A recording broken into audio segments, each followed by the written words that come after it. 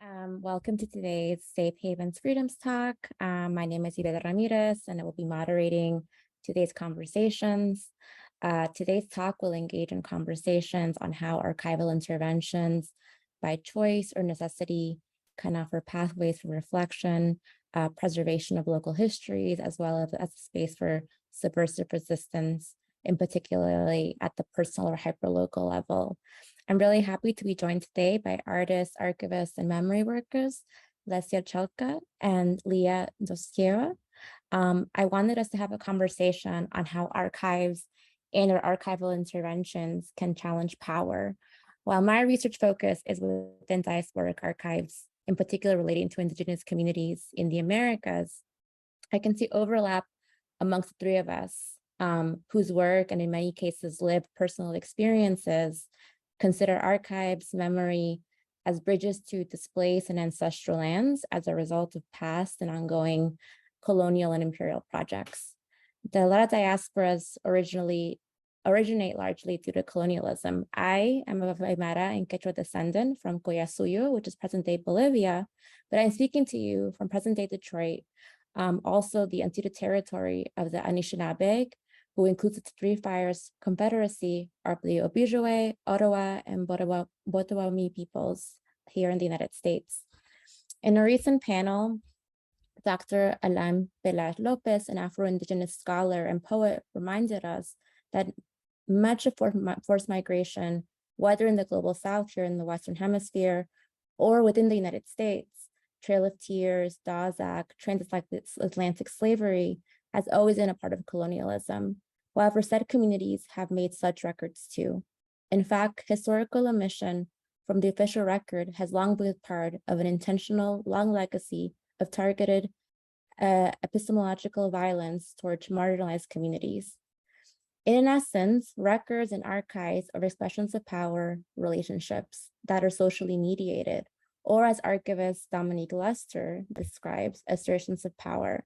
So how do archivists, memory workers, artists, and others within this work center the specific constructions and negotiations of memory of the socio-political context tethered to how records are created? What conversations, actions need to take place for local histories, nuances, and local preservation practices to be honored and incorporated in this work? These are all questions I look forward to talking about today with both of you. But to kick off our conversation, Lesia and Lia will guide us through visual presentations of their respective work in relation to archives and memory. So Lesia, we'll start with you for your presentation. Я працюю з історією щоденності, соціальної і політичної пам'яті. Я вчилася у мистецькій школі, але вищу едукацію отримала у галині соціальної психології. І у 2017 році я заснувала архів Веха, який працює з сімейними фотоархівами. Це альтернативний і відкритий архів, який існує зараз тільки в форматі онлайн. Ми збираємо тематичні фотоздимки із приватних колекцій і архівів і додаємо їх у наш архів, об'єднуємо одною темою, проводимо дослідження і видаємо книги. Перший такий проєкт – це «Найлепший бок», який адлюстровує життя міжвоєнного періоду. На фотоздимках ви бачите людей у складаний історичний період, але вони роблять фотоздимки з свого найлепшого боку на фоні тканих диванов. Це така спроба імітувати фотоздимок у студії, які були фотостудії, які були тільки у городах. Но тут на гэтых фотоздымках мы бачым жыхароў беларускай вёскі. Вось у 2018 годзе была издана першая фотокніга з фотаздымкамі з гэтай калекцыі. Грошы на нее збірались проста крауд-кампанію. Тады у 18 годзе гэта было яшчэ магчыма ў Беларусі. Наступная гэта кніга. Наступны праект называецца «Дзявочы вечар» і апошні фотаздымак. Гэта партрэты, зробленыя на фоне тканых дываноў. У гэтым праекце прыняла вельмі шмат людзей удзел. У нас у калекцыі амаль 2000 фотаздымкаў. І як бы гэты фотаздымкі адлюстроўвае візуальную гісторыю Беларусі 20 века. Гэты два сюжэты, вяселле і пахаванне, былі найчасцей дакументаваны, і таму у большай колькасці захаваліся ў сямейных фотоархівах. Мы зрабілі некалькі выстаў з гэтымі фотаздымкамі, таксама выдалі двухтомнік у 21 годзе у Беларусі за ўласныя сродкі. І гэтыя фотаздымкі не ўсе, а найлепшая такая частка, каля 300, трапілі у гэтай кнігі. І апошні праект — это «Людзі лесу». Это фотаздымкі беларусаў, іх узаемаадносінаў з дзікай прыродай і лесам.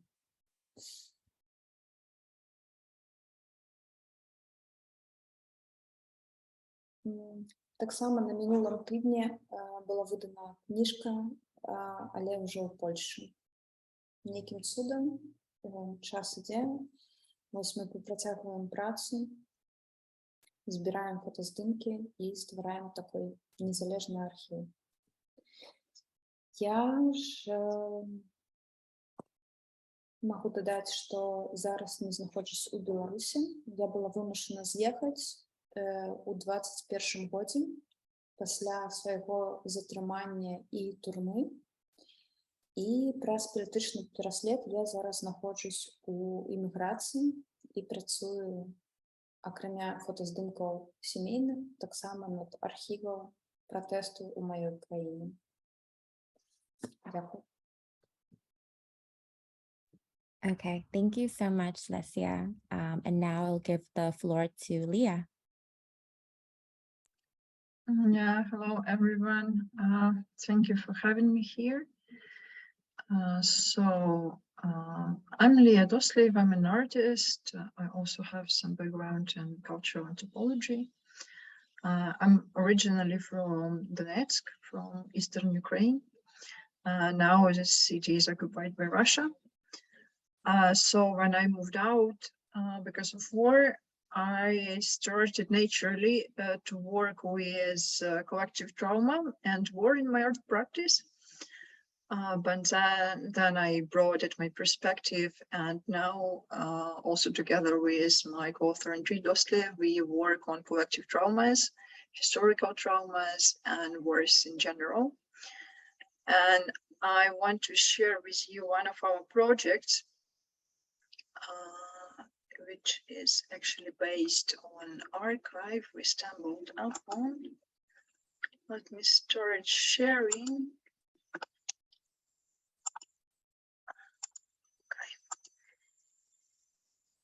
Am I sharing? Yes. Yeah. Okay. Your screen. Great. So this project is called Black and Percent Blue, and it started actually with an archive, a very specific archive. When I was on artistic residency in Vienna a few years ago, some family I know invited me over a dinner.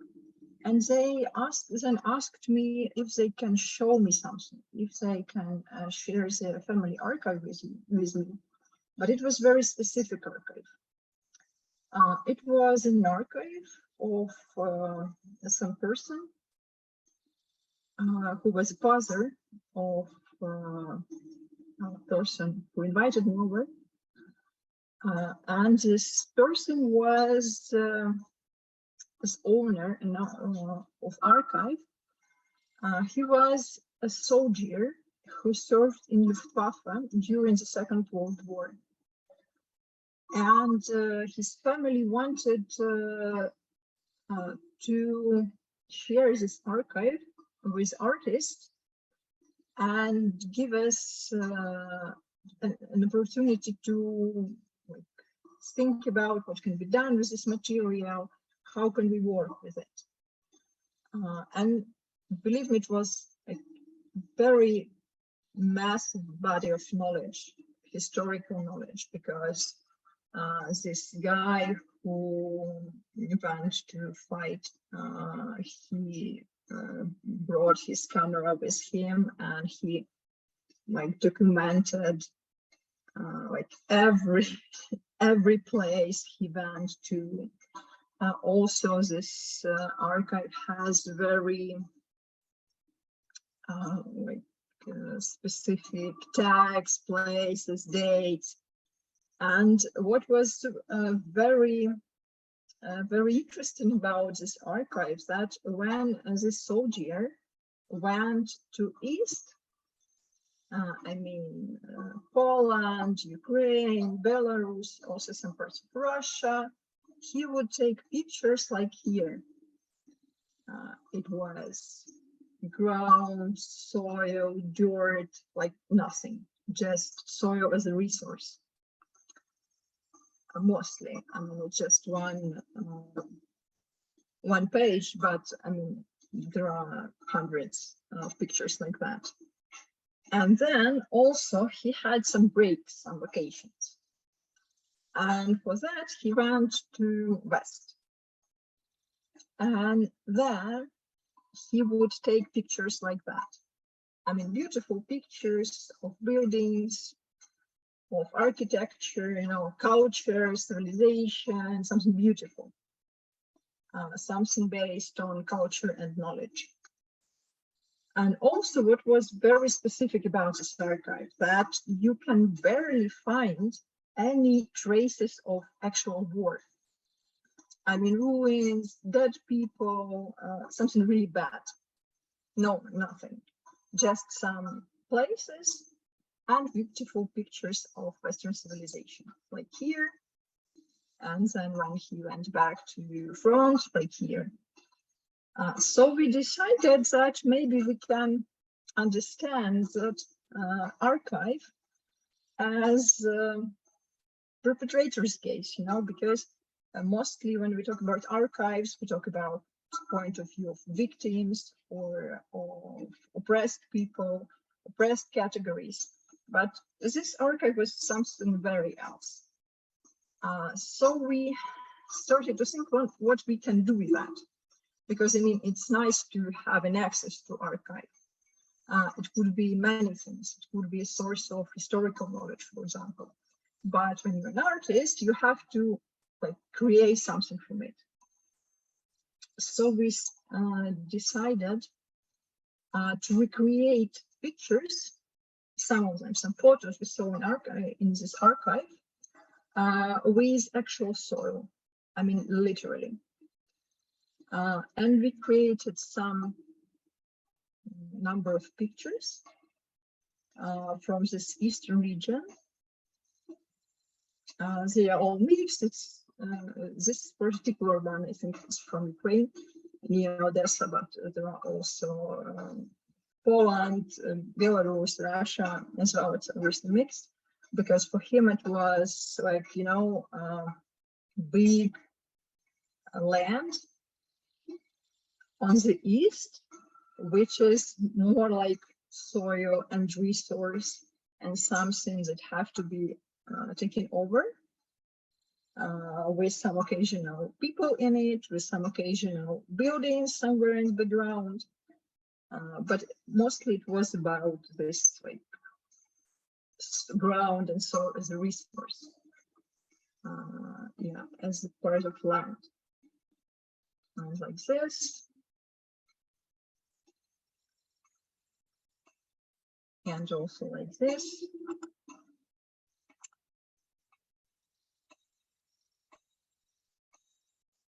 and more of them. And also we later added these traces of blue paint because also what we work with is absence.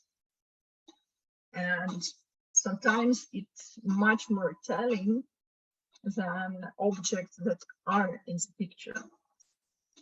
Because in this photo, like in this whole body of archive, there were very little mentions of war. I mean, there was something like 3 or 4 pictures with actual ruins, but no more, and no traces of Holocaust, for example, nothing like that.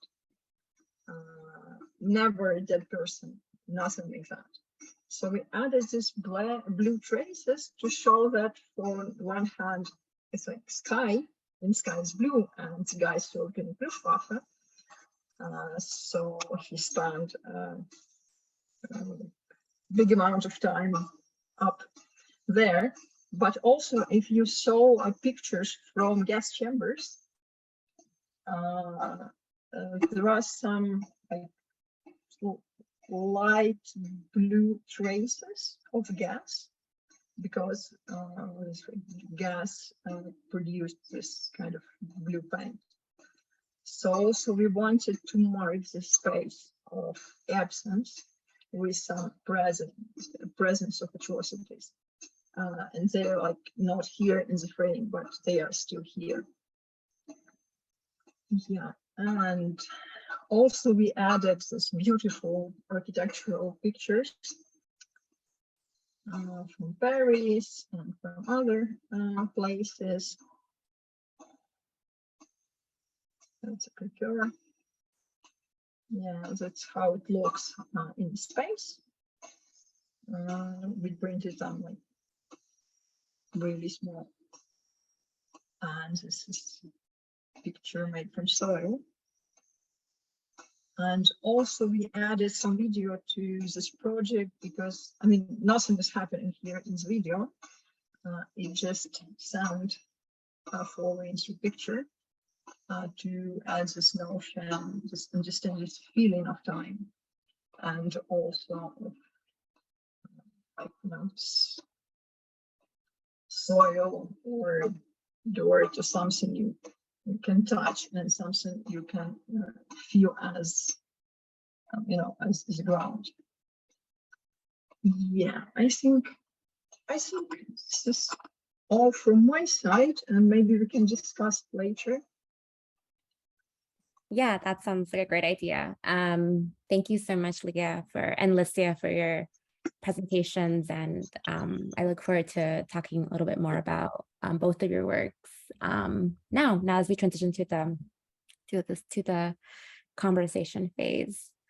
So I had passed on some of the questions that I wanted to kind of also talk about this today.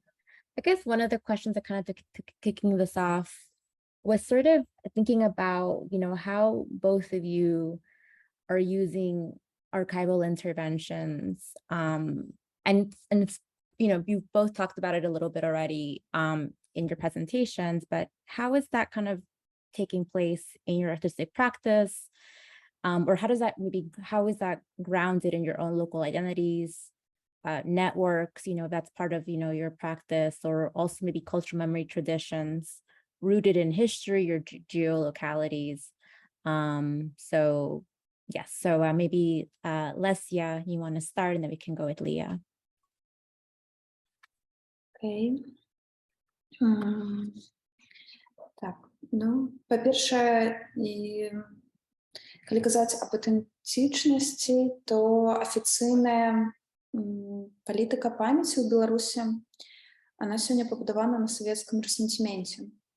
То бок пасля развалу СССР у нас не было іншага прэзідэнта, толькі адзін, які як бы будаваў усю сваю палітыку і ідэнтычнасць у бок нейкага культурнага аб'яднання з Расіяй. Таму прыярытэты памяці аддавались у як бы тэме другой сусветнай вайны альбо Савецкаму Саюзу. І амаль усе іншыя вобласці спадчыны не выходили у інтарэсы дзяржаўныя і не фінансаваліся. Таму як они існавалі дзякуючы толькі культурным актывістам і актывістам памяці. З архівамі і больш складаная сітуацыя, таму што, напрыклад, большая частка архіваў яна закрыта для людзей. Напрыклад, архівы КДБ з дакументацыяй рэпрэсій да гэтага часу засекрэчаны. І людзі практычна не маюць доступу да сваёй гісторыі і дакументаў памяці. Ну і праца з мінулым, ясна, ніяк не стымулюецца.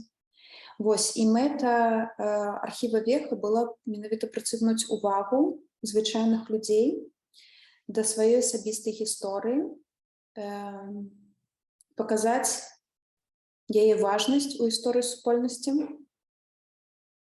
Працаваць з гісторыяй штодзённасці мы выбралі таму, што гэта адзіны даступны інструмент у гэты момант, працаваць з тым, што мы маем. І вось, напрыклад, наш астатні праект, калі казаць пра ландшафты, это быў праект «Людзі лесам», пра лес, які займае 40% тэрыторыі Беларусі. Ну і менавіта ўплывае на фарміраванне і ідэнтычнасці, і наших взаємоотносин. Так.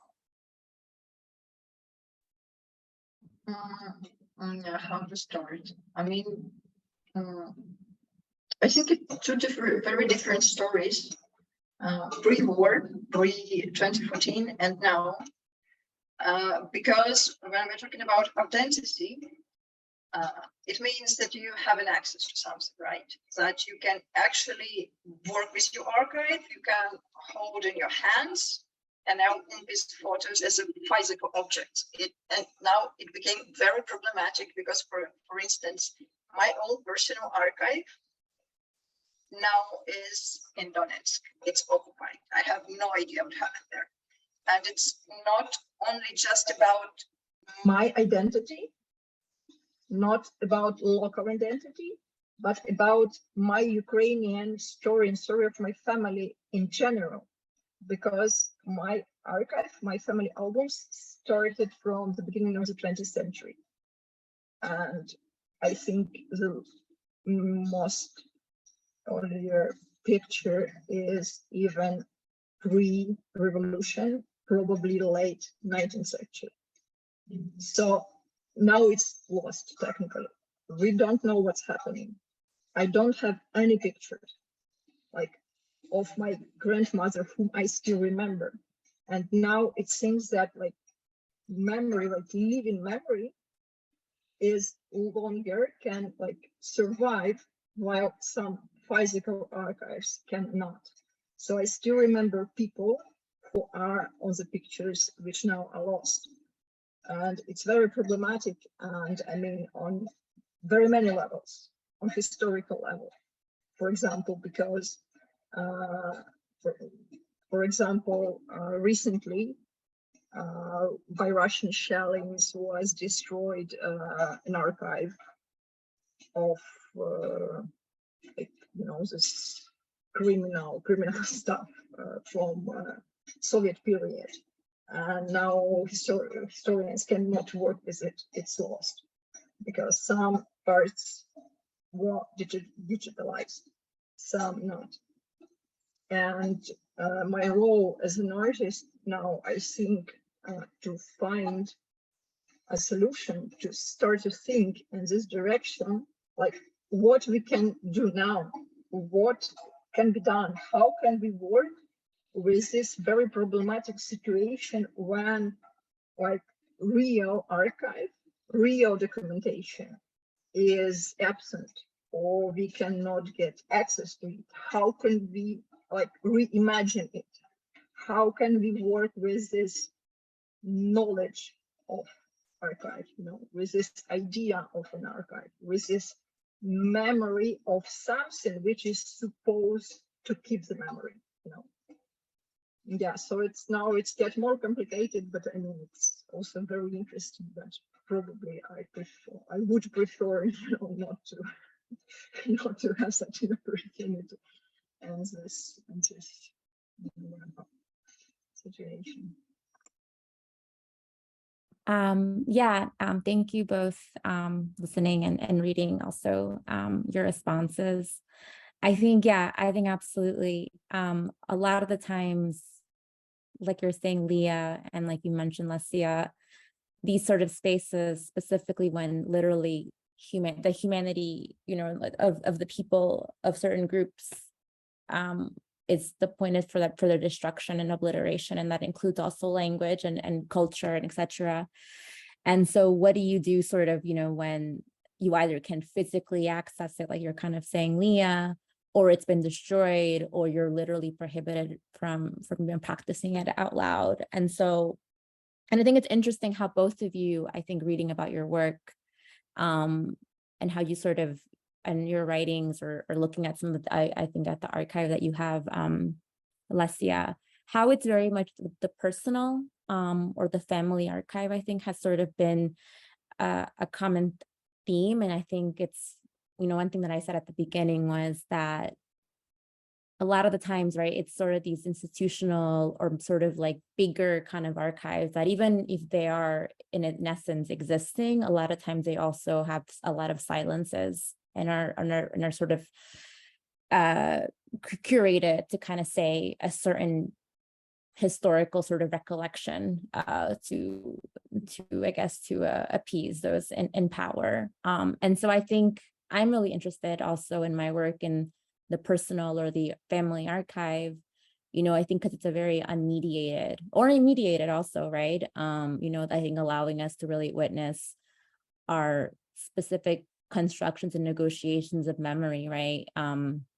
Thinking about it, right? Like the archive, the Veha archive, right? And of photos of Belarusians like in the forest because of that connection with nature, and maybe the tactile sort of, of like being in a place and, and that sort of like sensory experiences of then reliving memories, right?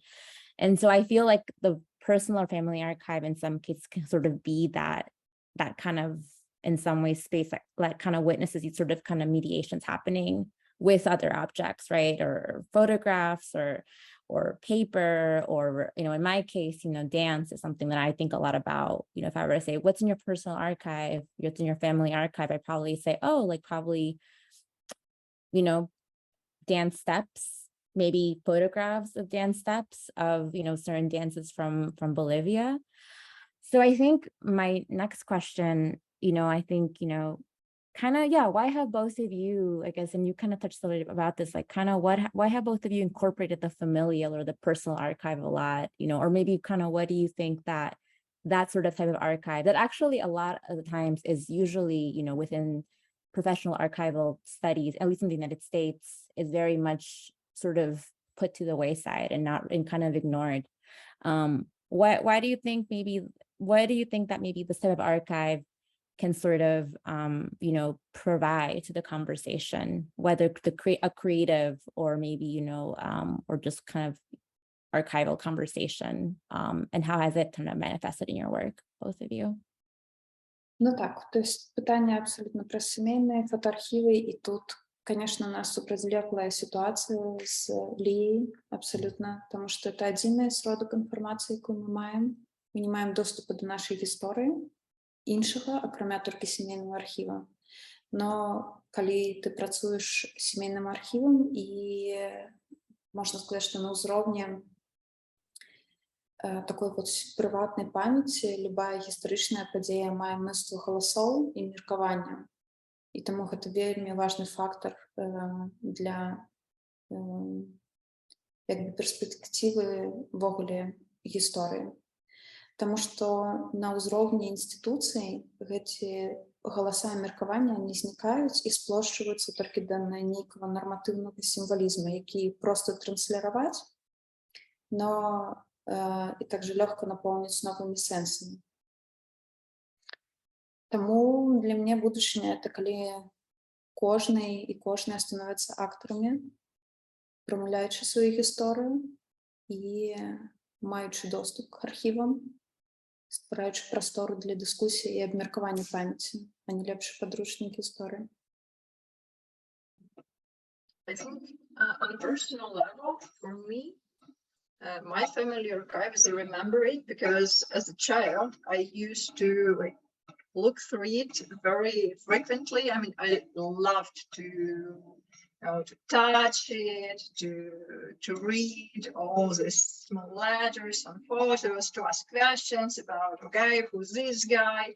Who's this guy? Oh my God, grandfather, no way this is you, because I mean, this man is so handsome, but wow. But I mean, it was my real impression because I discovered from these photos that my grandfather, whom I know like as an old man already, he was super handsome and a young person.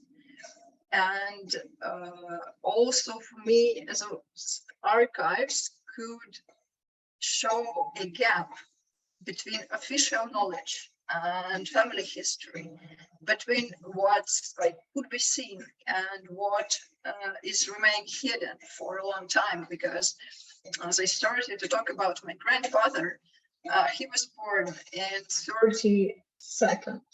1932. This is the year when the great famine Holodomor in Ukraine started, and my grandfather survived.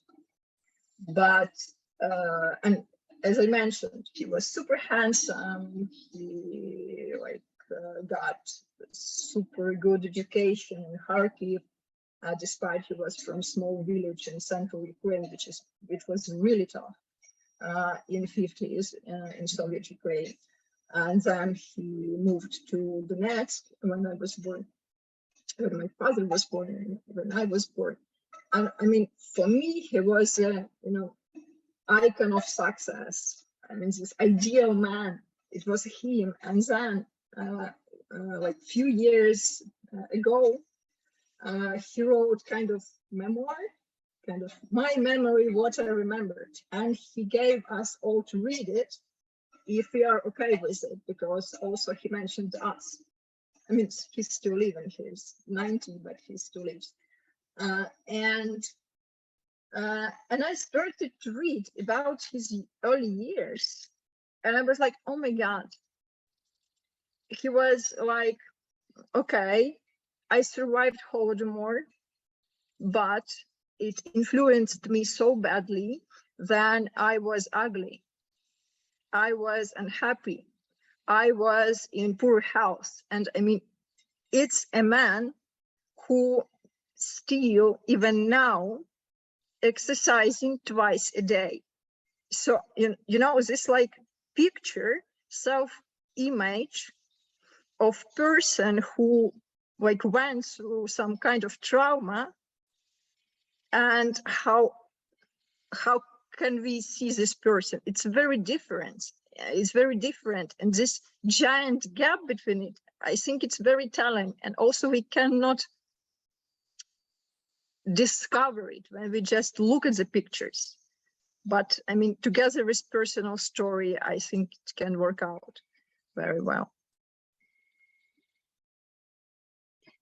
Yeah, absolutely. Yeah, I think kind of right, we can kind of make assumptions. We can kind of make maybe even like kind of have in some ways sort of a incorrect interpretation what actually the persons actually think of themselves. And I think Lesia, I mean, in your written response that you sent over, I think you talk about also how in the level of family archives, and you know, even that, so from what I understand, I think also sometimes it can even, you know, in some ways like be also manipulated as well, right? Like it's also like sometimes it's not even like the space of the family or personal archive is also absolvent of sort of that that maybe the institutional archive falls under consistently.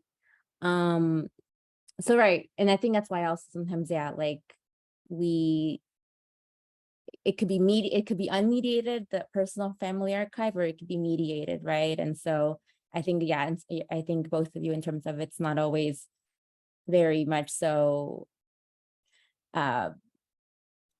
maybe, yeah, it's not so maybe like perfect, or maybe it kind of could, you know, use sort of like, you know, the accompaniment of stories or of the voices or of narrations of folks themselves, or we can also make assumptions too. So I thought that was really interesting that both of you say as well, because a lot of the time maybe, you know, one is sort of like praises the family archive or the personal archive, you know, as sort of as innocent or as sort of like with no imperfections, but it also, you know, can fall to that, to the manipulation, or to maybe sometimes that. So I thought that was interesting. I don't know if yeah, I don't know if Lia, I don't know if you can maybe, yeah, if you have anything to, based on what Lia said, that maybe you like to kind of respond, or what I said. Yeah.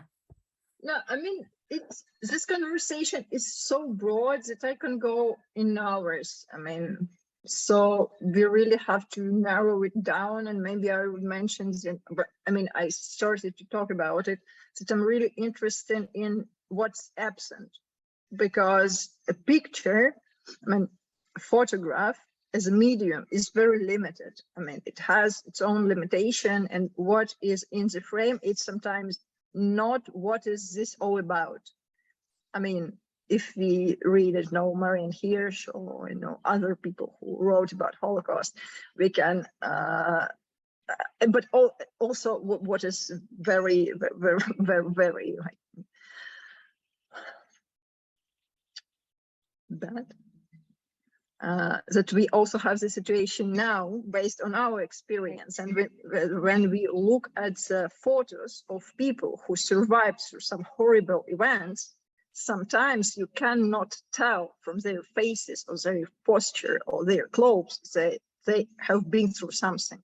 Yeah, I mean, we read this in Marianne Hirsch when she wrote about her relative who survived in concentration camp, and then it was a like young woman, and then she took a picture and sent this picture to everyone just to let them know that she survived.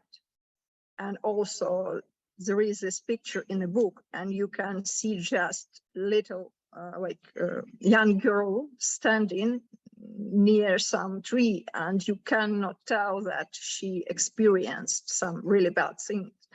And now my friend who like survived in Bucha, and she's now in United States on some scholarship, she's like, oh, you know, people tell me all the time, you look much more better than I would imagine based on your experience. I mean, you know, what kind of comment is that? What kind of, you know, this, what's happening?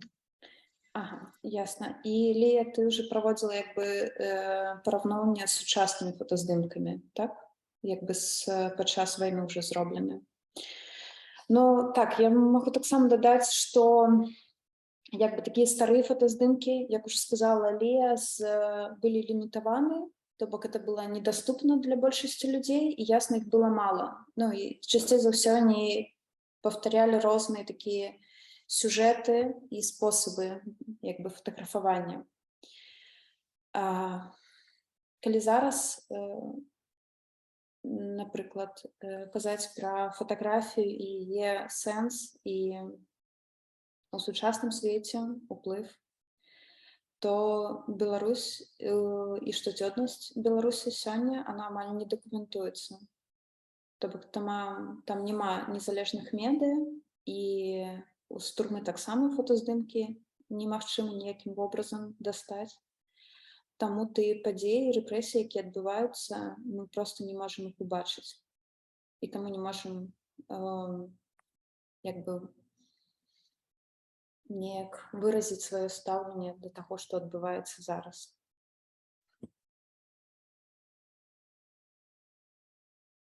Лія, калі ласка, ты мне, калі што, дапамагай, тому што складанае даволі пытанне, і я аж трошки ухожу, ну, якби, може бbyć, нешта не додаю. Ні, все окей, це було просто питання, чи ти можеш щось додати до того, що я там сказала, чи в тебе є якісь рефлексії. Все ок. Добре, дякую. Okay, thank you to you both. So I think for the next question, I kind of wanted to get more a little bit into kind of the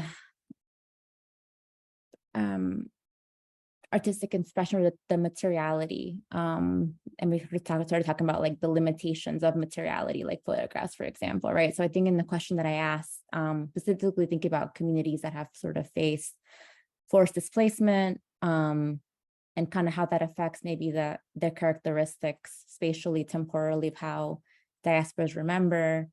And so I kind of wanted to talk a little bit about that kind of the dialogue between, so, you know, mnemonic systems, and by mnemonic, I think sort of like what are sort of the artifacts or the expressions that are kind of used in tandem with expressing a memory. And so I'm interested, you know, in sort of how sort of has this played out, you know, within your respective artistic expressions, its materiality, when talking about memory. And then also what are some limitations, which I think came up already in your conversation about, you know, family archives and the photograph. And I think, Lia, you said something really interesting, right? That a lot of the times, you know, an archive in itself, you know, can be sort of maybe stagnant or sort of, you know, kind of immobile, and sort of kind of where it's sort of, there's a limitation of kind of like how you remember, and you have to maybe be in a place and maybe, you know, touch or smell or hear, I don't know, you know, those really sensory, so that maybe, you know, arts or can provide us. So yeah, so I think that's the question I'd love to ask both of you. Kind of how does materiality expression aid in this idea of the archive and memory, but also what are the limitations of it as well? So maybe Lia, we can start with you and then go to Lesia. I mean, limitation, I already mentioned. The main limitation is everything could be destroyed or taken from you. And it's also a situation which need to be dealt with. And when the Russian occupation started in 2014, like we got exposed to, you know, to think what could be done, what can we tell, and a few years later, we created together with Lesia in Kyiv an exhibition. We called it Reconstruction of Memory. We invited artists with this background of internal displacement, or who had to move out from these occupied territories, to create something about what happened to them. Because at the moment, we were not sure how could we talk about what had happened. I mean, it's obviously an occupation.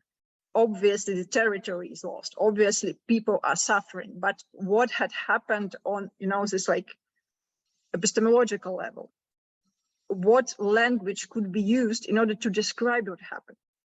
I mean, what we lost, but not in terms of material, like just, you know, stuff, but in terms of memory, in terms of identity, in terms of, you know, personal continuity of personal history, first of all. Yeah, so we asked people to create something for us. It was really interesting because we started this conversation obviously too early, because a lot of people refused to take part in it because they were like, no, it's too hurt, I cannot talk about it now, sorry, get back later. And some people like recreated something for us. I mean, it was most obvious way to do, and it's that what we like implemented with this title, Reconstruction of Memory. But also it was obvious that it's an attempt which would fail, because how do you recreate a memory? It's impossible, right? So Andrei Dostlieva, for example, he recreated his family album the way he remembered it. And it was just very raw collage, very like brutal, I would say, even like in purpose to show this process of occupation, not just on the level of territory, but also on the level of personal memory.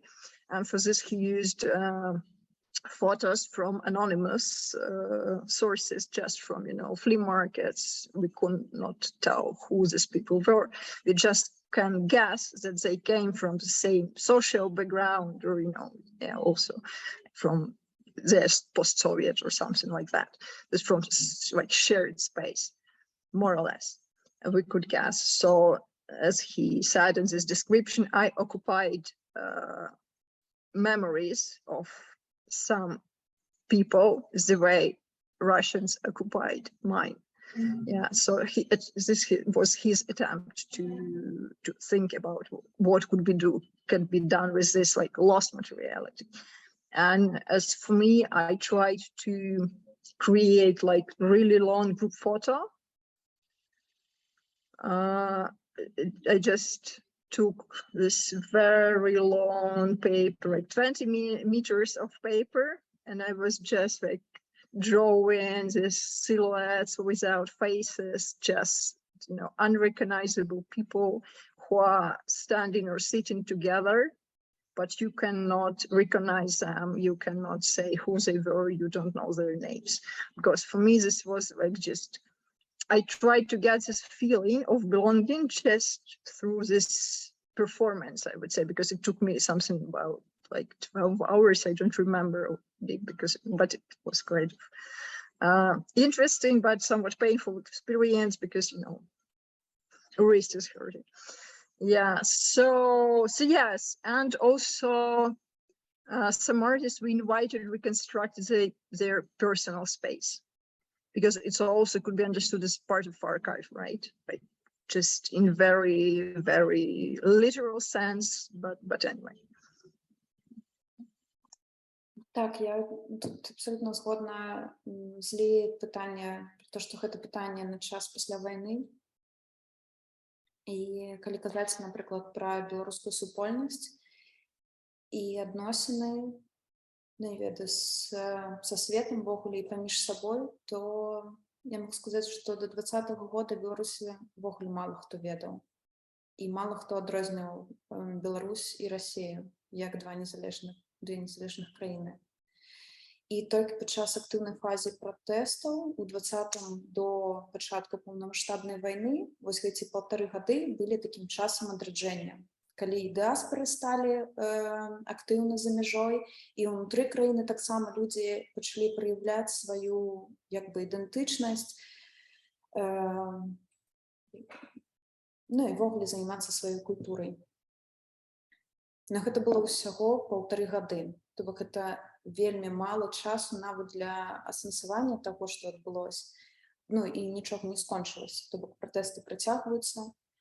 Палітвязням у 2 разы больш у гэтым годзе. І, ну, і рускія вайска, якія зараз у Беларусі. Таму асэнсаванне і нейкія высновы гэта толькі пасля канца вайны. Зараз у Беларусі тотальны мрак. То бок у нас зачынены ўсе незалежныя культурныя інстытуцыі, і я не перабольшую, усе. І нават беларусаў зараз саджаюць у турму за беларускую мову унутры краіны. Ты не можаш размаўляць на сваёй мове. Вот, і ну, у меня зараз нема ніякіх пазітыўных прагнозаў. То бок у меня ўвогуле пытанне, ці будзе Беларусь пасля гэтай вайны, ці не. Thank you. I guess because both of you talk a little bit about this idea of, I think, yeah, sometimes like also like literally the inability to actually maybe make or produce or even like say, you know, how can I express in a material way a memory when it's also traumatic, and that's still something that, you know, it's still happening, right, in the case of what's happening right now in Ukraine and in Eastern Europe.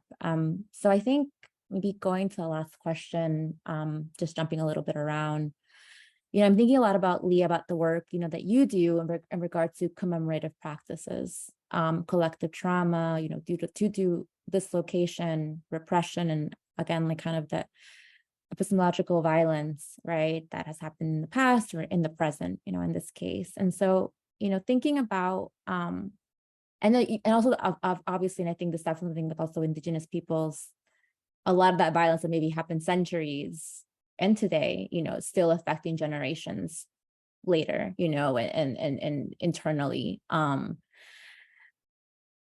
reverberating between, in us. And so I think considering what's happening, in the world, how crucial is empathy and care within this type of work, within memory archival work, whether, it is within an actual archival institution or practice, maybe in the context where I'm coming from, but also in terms of with artists, right? As you all are also working with communities or with other folks, and kind of ask them to kind of share about and do community archiving. So I'd love to hear your perspectives on this specifically.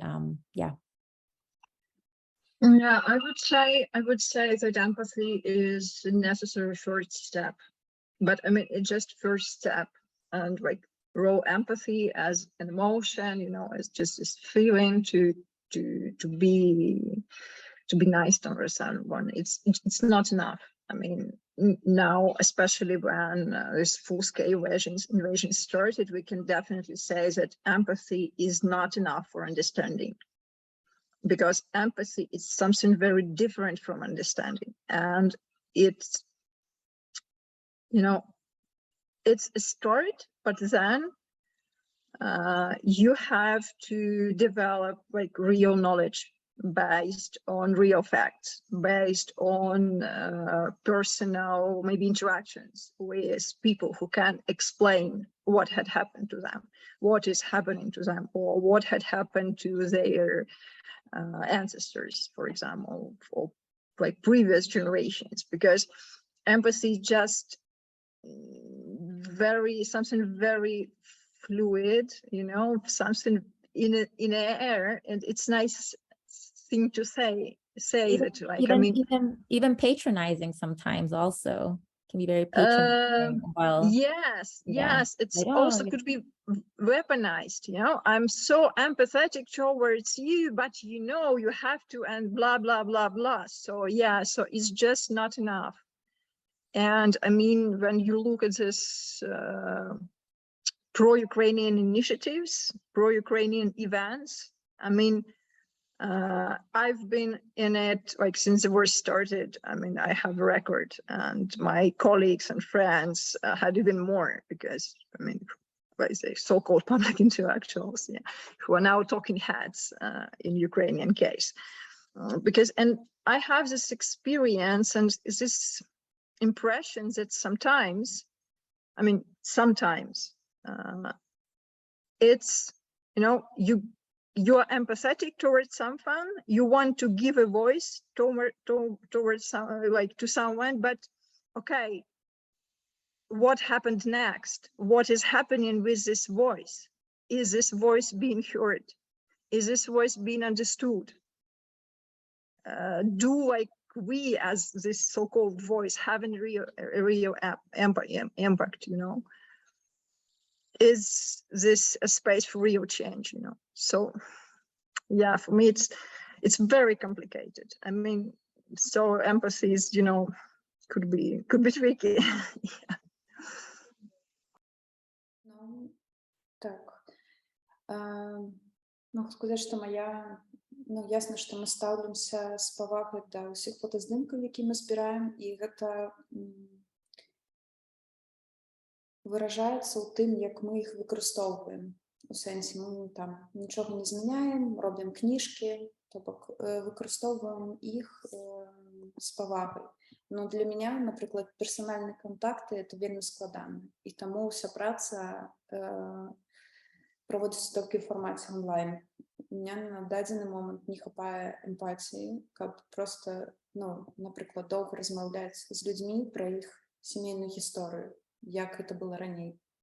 Зараз я уже просто стараюсь мінімізаваць камунікацыю з людзьмі до пошты, там, мейла, і просто нейкія такія мінімальныя перапіскі ў тэлеграме. Ось. Thank you. Sorry. Thank you. And I think thinking a little bit about, right, the kind of like that work, right, of care, maybe better, maybe than empathy. I think just the, like how the complexities also that encompasses. But I think maybe thinking about another theme that I found between both of your work, right? This idea also of agency, a lot of agency and of sort of like also of action. And I think Lesia, you know, you talk a lot about the living archive, which I like really love.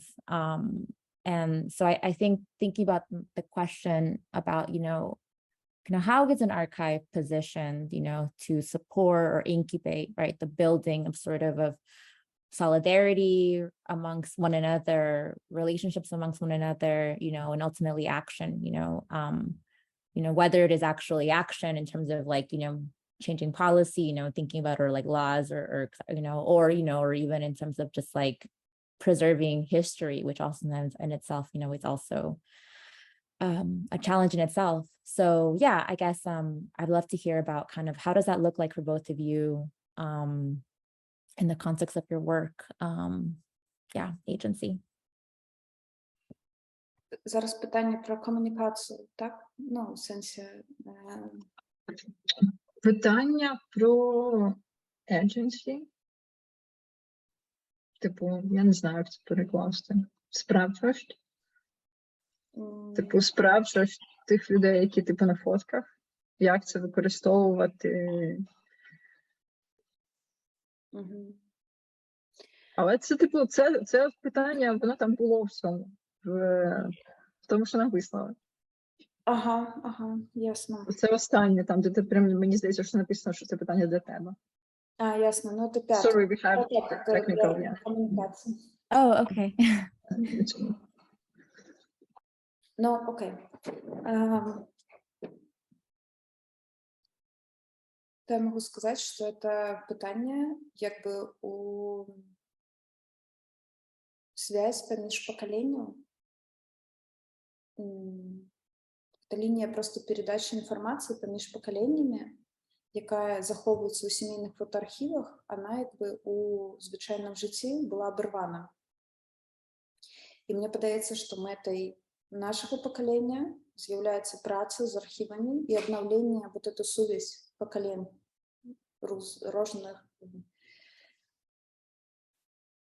різних поколінь, наших батьків, прадідів і так далі. То, з ким ми можемо зараз комунікувати і выстраивать некое сумісне уявление нашей штоденности, прошлого, будучини. Вось. І менавіта ведаючы свою гісторыю, ты можаш ставіцца до падзей, якія адбываюцца з перспектывы уже вопыта других людзей, других пакаленняў і рабіць нейкія лагічныя высновы.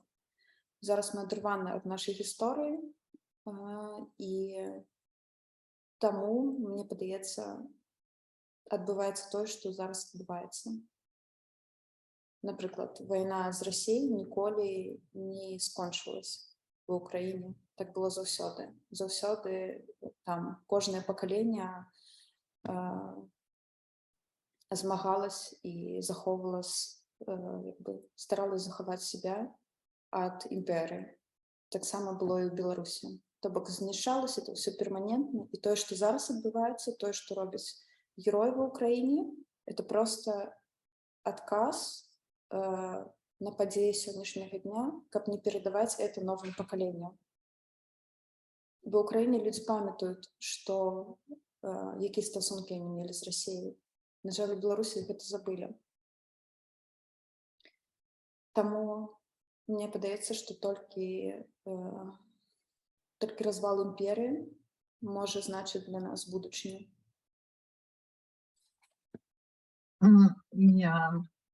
I think I would like to mention not an art project, but another type of project we did together with my friends from NGO After Silence. They are collecting oral histories, and also they are working with the photo archives of people who were deported to Siberia from western part of Ukraine after Second World War. This event is largely unknown because, I mean, Ukrainian history has so many tragedies, deportations, starvations, and all that type of bad stuff that, I mean, this deportation was somehow, in the shadow. Yeah, but we worked with pictures, like photos of these people who survived this deportation and then went back to their their home. So my friends invited me to find something in this picture, to interpret something somehow what can be seen on this picture, or sometimes what is not in there, which is also important. And we found some very interesting cases. For example, I mean, like, people had to survive. It was really tough there. Of course, they left in the middle of nowhere with no food and nothing, but I mean, they had to leave to survive together in some small building with really bad, really bad, environment.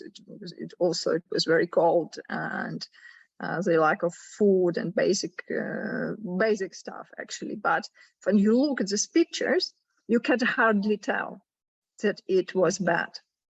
I mean, people are smiling, people are posing in their best clothes. Also, somehow they all or some of them managed to sneak or to create already their national clothes, which was kind of not very welcomed or prohibited.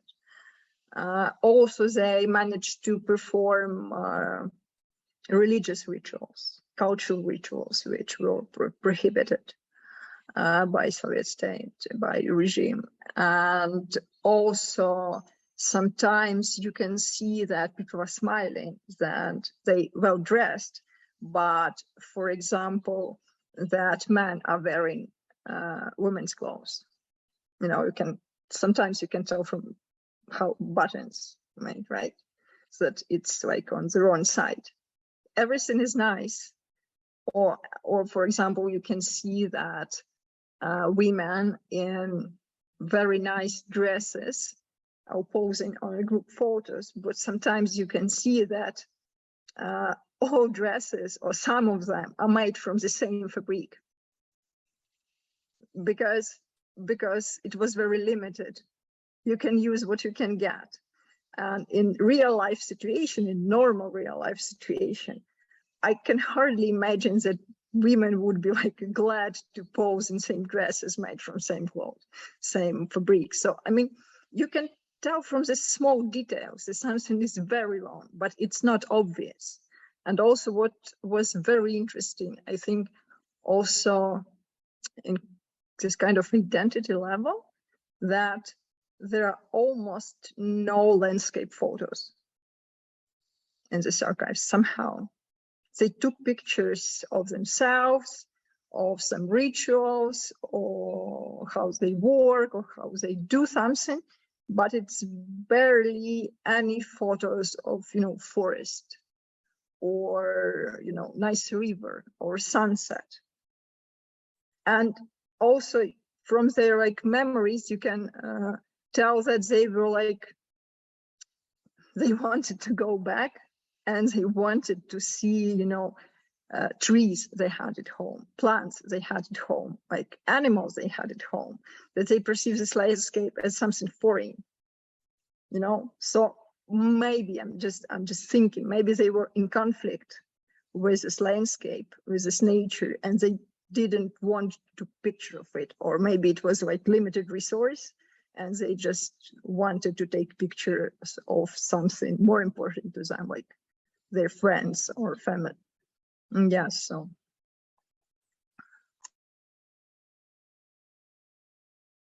That's really interesting. I'm just thinking about some archives here in the US about Iranian diasporas that, specifically once the Shah came to power, I believe, and a lot of people had to leave and assume they were going to come back and then couldn't come back. And then a lot of the generations, you know, the kids that are born in the United States or found those photographs in suitcases. And they said that a lot of them, specifically from middle-class families, found, you know, tons of photographs of, I believe it was like a specific lake or specific kind of vacationing spot that it's apparently like a lot of diasporic Iranians, you know, kind of had. It was like the genre of photograph. So I think it's interesting, kind of, you mentioned this idea of like, and, you know, these are different, you know, in this case, people are remembering, right, like a positive association, right, of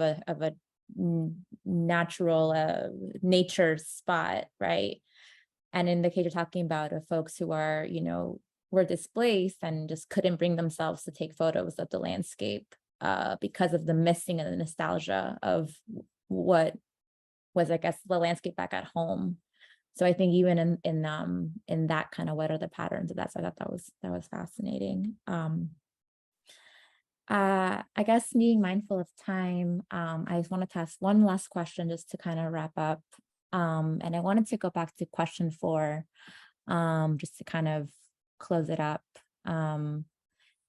And basically, I think it's a very simple question. It just kind of is thinking about what, you know, let me go here. Okay. So kind of, you know, obviously considering what's taking place right now in Ukraine, taking place right now in Belarus, you know, why is documentation archives so important in this current moment? And I want to end the conversation on that question and that meditation.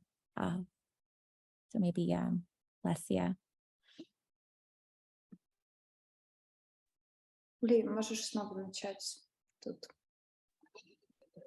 Але, типу, це було до тебе. В сенсі, чому ти вважаєш, що документація архів, типу, просто збереження архівів і дуже важливе зараз, ну, типу, для Білорусі? Та давай ти.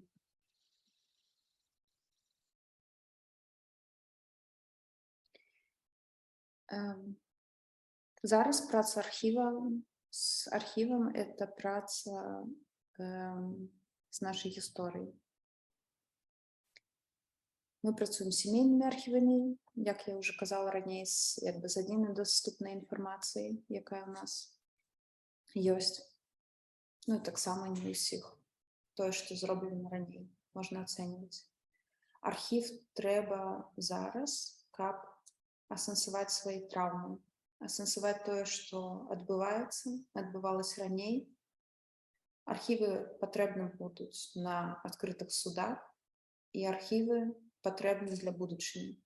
Потрібно, щоб усі архіви були відкриті, щоб люди не губляли сувязі своїх історій.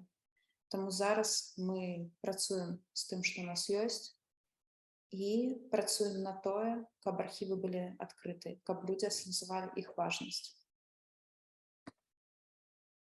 I mean, what's now is happening in Ukraine is this Russian invasion of Ukraine. I mean, it's obviously a colonial war with clear genocidal intent.